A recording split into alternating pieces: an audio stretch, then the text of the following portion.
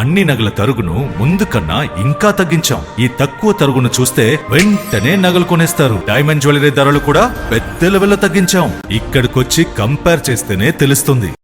కానీ ఈ విధంగా మాట్లాడి దాదాపు 13 సంవత్సరాలు అయిపోయింది. తెలంగాణ 13 సంవత్సరంలో పడుతున్నది. ఈ సమయంలో మా తెలంగాణని అవమానపరచొద్దని పవన్ కళ్యాణ్ గారు బేషరతుగా క్షమాపణ చెప్పితేనే తెలంగాణ ప్రజలు క్షమిస్తారు.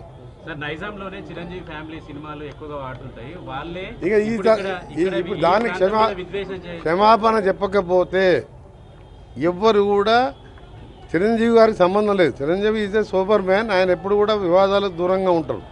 కానీ పవన్ కళ్యాణ్ కొత్తగా రాజకీయాలకు వచ్చి డిప్యూటీ సీఎం కాగానే తెలిసి తెలియకనే మాట్లాడిండో, మరి కావాలని తెలంగాణ వాళ్ళని అవమానపరచాలనుకుండో ఏమనుకుండో, కానీ దానికి క్షమాపణ చెప్తే కనీసం ఆయన సినిమా 1-2 రోజులన్నా ఆడుతుంది. చెప్పకపోతే ఎక్కడ కూడా తెలంగాణ థియేటర్లలో సినిమాలు రిలీజ్ కావు. సినిమాటోగ్రఫీ మినిస్టర్గా నేను చెప్తున్నా ఈ మాట. నగల సామ్రాజ్యం పెద్దది. మన వేడుకల్లో నగల పాత్ర పెద్దది.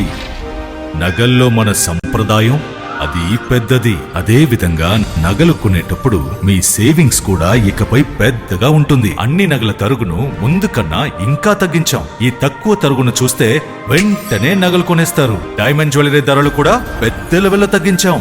ఇకపై అందరూ డైమండ్ జ్యువెలరీ కొనుక్కోవచ్చు. ఏ ఆఫర్లోనూ పక్కదారి పట్టకండి. ఇక్కడికొచ్చి కంపేర్ చేస్తేనే తెలుస్తుంది మీకు ఎంత పెద్దగా డబ్బులు ఆదా అవుతుందో అని.